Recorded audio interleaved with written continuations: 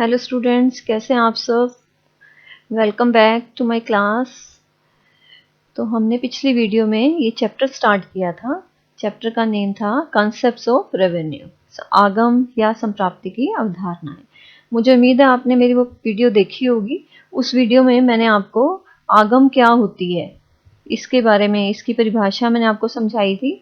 और उसके साथ मैंने आपको TR मीन्स कुल आय क्या होती है, टोटल रेवेन्यू, औसत आय एवरेज रेवेन्यू, MR सीमांत आय, इसके बारे में समझाया था। इसको कैसे कैलकुलेट करते हैं ये भी मैंने आपको बताया था। डायग्राम्स के बारे में भी समझाया था। आज हम नेक्स्ट टॉपिक स्टार्ट करने वाले हैं। टॉपिक क्या है? विभिन्न बाजारों में पाए जाने वाले आगम या संप्राप्ति वक्रों का एक तुलनात्मक अध्ययन। मीन्स डिफरेंट टाइप्स की जो मार्केट होती है, विभिन्न तरह के बाजार पाए जाते हैं हमारी प्रैक्टिकल लाइफ में। तो हम उन्हीं बाजारों में किस तरह का ये रेवेन्यू वक्र मीन्स आय वक्र होता है, उसकी शेप के बारे में पढ़ने वाले हैं। और यहाँ पर हमारा जो कंसंट्रेशन रहेगा वो रहेगा इन तीन तरह की मार्केट्स पर। पहली तो है पूर्ण प्रतियोगिता, परफेक्ट कंपटीशन। दूसरी है एकाधिकार, मोनोपोली। और तीसरी हम करेंगे एकाधिकारी प्रतियोगिता में आगम वक्र के बारे में। अब बच्चों, ये जो टॉपिक्स यहाँ लिखे हैं मीन्स बाजार के जो प्रकार यहाँ लिखे हैं आपके सामने, इन तीनों को हम बहुत डिटेल में पढ़ने वाले हैं फ्यूचर में। तो आज मैं आपको इनकी बेसिक डेफिनेशन करवाऊंगी इन तीनों की, और इन तीनों में जो आय वक्र है उनकी शेप कैसी होती है उसके बारे में पढ़ने वाले हैं। तो फर्स्ट हम स्टार्ट करते हैं पूर्ण प्रतियोगिता में आगम वक्र, revenue curve under perfect competition. Actual में ये पूर्ण प्रतियोगिता बाजार होता क्या है? तो एक सिंपल सी परिभाषा मैंने आपको यहाँ लिख कर दी है कि यह बाजार का वह रूप है जिसमें फर्म केवल बाजार कीमत पर ही अपने उत्पादन की विक्रय कर सकती है। और जो कीमत होती है, ये कीमत कौन तय करता है? इसको उद्योग तय करता है। ठीक है। उद्योग मीन्स उद्योग कई फर्मों का योग होता है। उद्योग मीन्स जिसमें कई फर्में जिसके अंडर काम करती हैं, और ये फर्में एक तरह का ही उत्पाद बनाती हैं, एक तरह की वस्तु का ये निर्माण करती हैं। तो उन सभी फर्मों के समूह को हम क्या बोल देते हैं? उद्योग। तो कीमत यहाँ पर उद्योग तय करता है, और फर्म कीमत को बदल नहीं सकती। मीन्स फर्म जो है वो, उसके पास इतनी पावर नहीं है कि वो कीमत को बदल सके। तो इसलिए क्या होगा कि पूर्ण प्रतियोगिता में फर्म के लिए प्रत्येक इकाई की विक्रय करने की जो कीमत होगी वो समान रहेगी। अब अगर मैं ये बोल रही हूँ कीमत समान रहेगी, तो मैं इसको ऐसे कह सकती हूँ, जो AR है वो कैसा है? कांस्टेंट है। आपने पिछले वीडियो में किया था ये कि AR मीन्स कीमत, प्राइस, दोनों सेम बातें हैं। तो इस बाजार में क्या होगा? कीमत जो होती है वो समान रहती है, फर्म उसको बदल नहीं सकती है। एक्चुअल में इस बाजार में इसकी कई विशेषताएं हैं। मैंने आपको पहले ही बताया है कि इसकी डिटेल्ड स्टडी हम आगे करने वाले हैं, लेकिन ये बेसिक से एक परिभाषा मैंने आपको यहाँ बता दी। इस बाजार में क्या होता है कि जो उपभोक्ता होता है उसको भी मार्केट का पूरा ज्ञान है। मार्केट का पूरा ज्ञान होने का मतलब कि इस पूर्ण प्रतियोगिता बाजार में वस्तु की कीमत सेम रहती है। फर्म के पास बहुत छोटा सा शेयर होता है, और वो इतनी शक्तिशाली नहीं होती कि कीमत को बदल दे।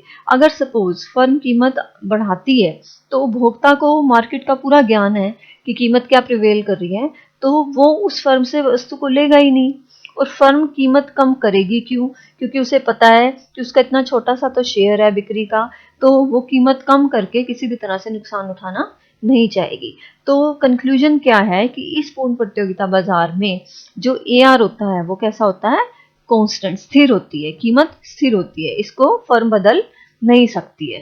तो अगर मैं ये कहती हूँ कि कीमत स्थिर रहती है, तो इसका मतलब AR वक्र कैसा होना चाहिए? हम इसको अब मैं ड्रॉ करके दिखाती हूँ आपको। तो ये देखो बच्चों, आपके सामने डायग्राम बना हुआ है। इस डायग्राम मैंने OX एक्सिस पर ले लिया आउटपुट मीन्स उत्पादन को दिखा दिया, OY एक्सिस मीन्स रेवेन्यू को शो कर दिया। अब हमने ये क्या मान लिया है कि कीमत कितनी है? प्राइस है 5 रुपीज। तो 5 रुपीज है जो प्राइस, तो क्या हो रहा है कि कीमत बदल नहीं रही। चाहे फर्म अपनी एक इकाई बेचे, 2, 3, वो कीमत को बदल नहीं सकती है। तो इस स्थिति में उसका जो आय वक्र होगा, औसत आय वक्र कैसा बन जाएगा? वो OX एक्सिस के समानांतर हो जाएगा, क्योंकि हर लेवल पर क्या है? ये 5 है। तो इन पॉइंट्स को ज्वाइन करके ये लाइन आ गई हमारे पास एस एस। इस वक्र को, एस एस वक्र को ही हम क्या नाम देंगे? औसत आय वक्र, एवरेज रेवेन्यू कर्व है ये हमारा। अब हमने पहले भी ये सीखा था कि एवरेज रेवेन्यू जब चेंज नहीं होता, उसकी वैल्यू अगर स्थिर रहती है, अगर ये 5 ही रह रही है, तो उस स्थिति में एमआर कैसा होगा? एमआर इसके बराबर ही होगा। क्यों होगा? हमने डिटेल में पिछली वीडियो में किया था, क्योंकि जो कुल आय होती है वो समान दर से बढ़ रही होगी। इसमें जो इंक्रीमेंट हो रहा होगा वो कैसा हो रहा होगा? समान दर से। हर बार 5 ही ऐड ऑन होता चला जाएगा, तो एमआर की वैल्यू 5 5 5 ऐसे ही आती चली जाएगी। ये हमने पिछली वीडियो में टेबल में किया था। तो मीन्स पूर्ण प्रतियोगिता की स्थिति में जो औसत आय वक्र होता है वो एक्स एक्सिस के समानांतर होता है, क्योंकि ए आर स्थिर होता है, इसलिए एम आर भी उसके बराबर ही होता है। इस वक्र में दोनों वक्र शामिल हैं, औसत आय वक्र भी और सीमांत आय वक्र भी शामिल हैं। रीजन यही है कि कीमत स्थिर रहती है, फर्म कीमत को बदल नहीं सकती है पूर्ण प्रतियोगिता में। इनकी शेप देखकर हम ये भी कह सकते हैं कि ये जो दोनों वक्र हैं ये कैसे हैं? ये पूर्णतः लोचदार हैं, क्योंकि कीमत तो स्थिर रह रही है। ए आर या कीमत क्या है? 5 ही है, लेकिन उत्पादन क्या है? 1 2 3 ऐसे बढ़ता जा रहा है। जितनी ज़्यादा, मतलब ज़्यादा बिक्री करने पर भी कीमत को बदला नहीं जा सकता है। तो ये पूर्णतः लोचदार शेप हो गई। और अगर जो फर्म है उसने 3 इकाइयाँ बेची हैं, तो ये जो पोर्शन आपको दिख रहा है, इस पॉइंट से स्टार्ट करके ये पॉइंट और ये पॉइंट, ये सारा पोर्शन क्या है? इस सारे पोर्शन को क्या बोलेंगे हम? कुल आय। तो ये कुल आय का मेजरमेंट हो गया। ये पॉइंट कैसा हो गया? O S. इसको भी हम नेम दे सकते हैं, इसको नेम दे देते हैं टी, इसको नेम दे देते हैं यू। ये वाला पॉइंट, ये पॉइंट, ये पॉइंट और ये, तो मीन्स ये क्या हो गया? ओ एस टी यू जो है वो क्या है? वो कुल आय को मापता है। तो ये इसके नीचे का पोर्शन सारा ये क्या हो गया? ये कुल आय को दर्शाता है। और अगर आप डिजिट्स यूज करके कैलकुलेट करना चाह रहे हो टी आर, तो देखो पहली इकाई पे कुल आय कितनी हो गई? 5। दूसरी इकाई पर 2 × 5 ऐसा ही होना चाहिए ना, 10 हो गई। तीसरी पर कितनी हो गई? 15। तो डिजिट्स में ये जो 15 क्या है? ये कुल आय होगी। 3 इकाइयां बेचने से जो फर्म को आय प्राप्त हो रही है वो कितनी होगी? 15। हर लेवल पर 5 5 5 ऐड होता चला जाएगा। अब आपको ये इसमें कोई भी कंफ्यूजन नहीं होना चाहिए, तो इट्स बेटर कि आप पहले पिछली वीडियो देखकर आइएगा, तब आपको ये सारा समझ में आ जाएगा कि कैसे हम इसको कैलकुलेट कर रहे हैं। अब हमें समझनी है हमारी दूसरी बाजार में क्या सिचुएशन होती है आगम वक्र की। बाजार क्या है? एकाधिकार। एकाधिकार बाजार का मतलब क्या हो रहा है कि ये 2 वर्ड से मिलकर बना है, एक जमा अधिकार, एकाधिकार। तो इसका मतलब क्या हो गया? इसके नाम से ही पता लग रहा है, एकाधिकार मतलब यह बाजार की वह स्थिति है जिसमें किसी वस्तु का केवल एक ही विक्रेता होता है, और यदि एकाधिकारी वस्तु की अधिक मात्रा का विक्रय करना चाहता है तो उसे क्या करना पड़ेगा? कीमत कम करनी पड़ेगी। और यदि वह वस्तु की अधिक कीमत लेना चाहता है तो कम मात्रा का ही विक्रय कर पाएगा। तो ओवरऑल क्या कंक्लूजन निकला कि कीमत के कम होने पर ही ज्यादा मात्रा को बेचा जा सकता है। अगर कीमत बढ़ाई जाती है तो जो बिक्री है वो क्या होगी? वो कम हो जाएगी। तो इस वजह से अब आप समझ ही गए होंगे कि औसत आय वक्र कैसा होना चाहिए। औसत आय वक्र ऊपर से नीचे की तरफ गिरता हुआ होगा, क्योंकि कीमत कम होने पर ही बिक्री बढ़ सकती है। तो मतलब अगर आय बढ़ानी है तो क्या होगा? कीमत कम होने पर ही ज्यादा बिक्री होगी, कीमत बढ़ने पर बिक्री कम हो जाएगी। तो इस बाजार में जो आय वक्र है उसकी शेप कैसी होगी? आय, औसत आय वक्र ऊपर से नीचे की तरफ गिरता हुआ होगा, क्योंकि हमने यहाँ भी समझा है कि एक अधिकारी जो वस्तु बेच रहा है उसकी कम कीमत पर ही ज्यादा मांग की जाएगी और कीमत बढ़ने पर उसकी मांग कम हो जाएगी। तो इस वजह से जो प्रति इकाई आय है जिसको हम औसत आय कहते हैं वो कैसा होगा? ऊपर से नीचे की तरफ गिरता हुआ होगा। एक सिंपल सा एग्जाम्पल ले लेते हैं। देखो कि जैसे मान लो जो उत्पादक है ये इकाइयां इस तरह से उसने बेची 1 2 3 4, ये उसकी क्वांटिटी है जो उसने बेची है।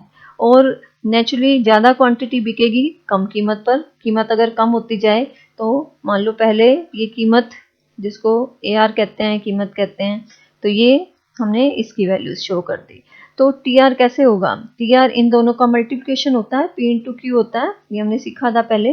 तो इन दोनों को मल्टीप्लाई करके हमारे पास कुल जो आय होती है वो आ जाती है। और MR कैसे कैलकुलेट करेंगे? इसके बेसिस पर ML कैलकुलेट कर सकते हैं हम। तो पहली का तो 10, फिर उसके बाद 18 माइनस 10 8 हो गया, फिर 24 माइनस 18 6 हो गया, और इसमें से ये माइनस हो गया तो 4 हो गया। तो इस तरह से मोनोपोलिस्ट जो है, मीन्स एकाधिकारी जो है, उसकी आय वक्र की जो स्थिति है वो इस तरह से रहेगी। औसत आय ऊपर से नीचे की तरफ गिरता हुआ, और MR क्या है, इससे नीचे एग्जिस्ट करेगा। पिछली वीडियो में आपने रिलेशंस किए थे ना, तो उसी रिलेशन के बेसिस पर हम कह रहे हैं कि जब AR गिरता है तो MR भी गिरता है। ये आपको यहाँ वैल्यू शो भी हो रही है कि MR भी गिर रहा है। अब TR इसके बेसिस पे भी कैलकुलेट कर सकते हैं, और अगर हमारे पास MR हो तो हम TR कैसे कैलकुलेट कर सकते हैं? MR का समीशन TR होता है। कैसे? अब जैसे फर्स्ट वैल्यू 10 है, अब इस 10 में अगर ये ऐड कर देंगे तो ये वैल्यू आ जाएगी, इसमें ये ऐड करेंगे ये वैल्यू आ जाएगी, इसमें ये ऐड करेंगे तो ये वैल्यू आ जाएगी। तो ये फॉर्मूला इस तरह से जस्टिफाई हो जाता है कि कुल आय को समीशन MR करके भी हम कैलकुलेट कर सकते हैं। अब नेक्स्ट टाइप आ जाती है, नेक्स्ट है एकाधिकारी प्रतियोगिता बाजार में आगम वक्र। मोनोपोलिस्टिक कंपटीशन मार्केट की अब हम बात कर रहे हैं। ये कैसा बाजार होता है? ये बहुत ही व्यवहारिक स्थिति है हमारी जो प्रैक्टिकल लाइफ में पाई जाती है।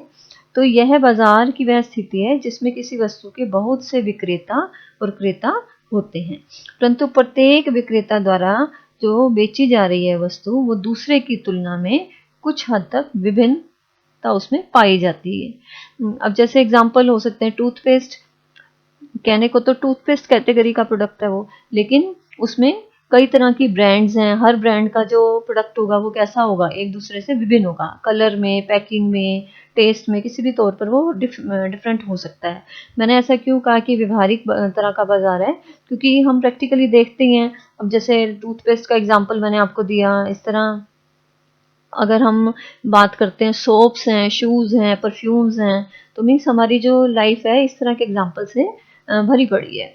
तो हमारी लाइफ क्या है, इस तरह के एग्जाम्पल से फुल है, जिसमें इस तरह के प्रोडक्ट्स हम डेली रूटीन में यूज़ करते हैं। तो इस बाज़ार में क्या होगा? इस बाज़ार में भी नेचुरली अगर कीमत बढ़ती है तो जो वस्तु की क्वांटिटी है, बेची जाने वाली मात्रा है, वो कम होगी, और कीमत कम होने पर ही क्वांटिटी को बढ़ाया जा सकता है। क्योंकि यहाँ कंपटीशन बहुत है, क्योंकि यहाँ वस्तुएं कैसे हैं, एक दूसरे के सब्सटीट्यूट है, प्रतिस्थापन है। अगर जो उपभोक्ता है उसको एक वस्तु जो यूज कर रहा था उसकी कीमत ज्यादा लगती है, तो उसी तरह की सेम तरह की प्रोडक्ट जो है किसी और से परचेज कर लेगा कम कीमत पर। तो यहाँ पर कंपटीशन बहुत ज्यादा पाया जाता है। तो इस बाजार में कीमत और जो बेची गई मात्रा है उसमें ये इस तरह का संबंध पाया जाता है। तो इस संबंध के आधार पर हम कह सकते हैं कि जो आय वक्र है, औसत आय और सीमांत आय वक्र, वो कैसे होंगे? ऊपर की से नीचे की तरफ गिरते हुए। तो इस एकाधिकारी प्रतियोगिता बाजार में भी औसत आय वक्र ऊपर से नीचे की तरफ गिरते हुए होंगे, ये जो मैंने यहाँ आपको बताया। और MR वक्र नेचुरली जब औसत आय गिरती है तो MR उससे नीचे एग्जिस्ट करता है, तो MR वक्र भी ऊपर से नीचे की तरफ गिरता हुआ होगा। और अगर हमें कुल आय ज्ञात करनी है तो अगर फर्म ने इतनी इकाइयां बेची हैं, ओ की क्वांटिटी अगर सेल की है, तो इसको हम यहाँ ज्वाइन कर दें तो इस वक्र के नीचे जितना भी पार्ट है, पोर्शन है, ये सारा किसको दिखाता है? अब मैंने आपको समझाया था, ये सारा क्या है? ये कुल आय को दर्शाता है, क्योंकि कुल आय किसके बराबर होती है? समीशन MR के बराबर होती है। तो ये जितना भी पोर्शन है, ये सारा पोर्शन, इसको हम फिर से इस पॉइंट तक हम इसको नेम दे देते हैं। ये जो OA1Q, ये क्या है? ये कुल आय को बताता है। इसी तरह आप एकाधिकार में भी मैंने जो डायग्राम बनाए थे, MR के नीचे वाला पोर्शन जो होता है वो TR शो कर सकते हो, वो कुल आय को दर्शाता है। अब इस बाजार में और एकाधिकार बाजार में, क्योंकि दोनों ही बाजारों में क्या है, औसत आय ऊपर से नीचे की तरफ गिर रही है, और इसीलिए MR भी ऊपर से नीचे की तरफ गिर रही है। लेकिन इस बाजार में जो ये वक्र होते हैं ज्यादा लोचदार होते हैं, क्यों होते हैं? क्योंकि मैंने अभी आपको बताया कि विक्रेता कई हैं और उनके प्रोडक्ट कैसे हैं, एक दूसरे से कुछ विभिन्नता उसमें पाई जाती है। प्रोडक्ट क्या है? सब्स्टिट्यूट है। इसलिए अगर एक फर्म अपनी वस्तु की कीमत बढ़ाएगी तो जो उपभोक्ता है वो दूसरी फर्म की तरफ शिफ्ट हो जाएगा, जहां पर उसको बेनिफिट हो रहा है, मीन्स कम कीमत उसको पे करनी पड़ रही है, वो उस तरफ शिफ्ट हो जाएगा। तो इस वजह से ये जो वक्र होते हैं मोनोपोली के कंपैरिजन में ज़्यादा लोचदार होते हैं। तो ये हैं तीनों तरह के बाजारों में पाए जाने वाले आगम वक्र। तो बच्चों कंक्लूजन क्या निकलता है कि एकाधिकारी प्रतियोगिता में और एकाधिकार दोनों में ही औसताएं सीमांताएं ऊपर से नीचे की तरफ गिरते हुए होते हैं, और पूर्ण प्रतियोगिता की स्थिति में वो कैसे होते हैं? ओ एक्स एक्सिस के समानांतर होते हैं। और आपको एक और चीज़ ध्यान रखनी है कि जो औसत आय वक्र होती है वही फर्म का मांग वक्र भी होता है, डिमांड कर्व भी इसको ही कहते हैं। क्योंकि हमने क्या बोला कि AR क्या है? कीमत के बराबर है। अब मांग वक्र किस में संबंध दर्शाता था? मांगी गई मात्रा Q और P में संबंध दर्शाता था। उसी तरह AR भी क्या करता है? ये भी P और मांगी गई मात्रा में संबंध को दर्शाता है। तो इसलिए औसत आय वक्र को हम मांग वक्र भी कहते हैं। ये बहुत इंपॉर्टेंट है, इस चीज़ को आपने ध्यान में रखना है। तो बच्चों ये आपका चैप्टर 9 कंप्लीट हो गया। अगर आपकी कोई क्वेरीज हो तो प्लीज़ कमेंट बॉक्स में लिखकर ज़रूर बताइएगा। अगर आपको वीडियो अच्छी लगती है तो उसे भी कमेंट बॉक्स में लिखकर ज़रूर बताइएगा, क्योंकि आपके जो पॉजिटिव कमेंट्स हैं वो मुझे और आगे वीडियोस को अपलोड करने में हेल्प करेंगे, मोटिवेट करेंगे।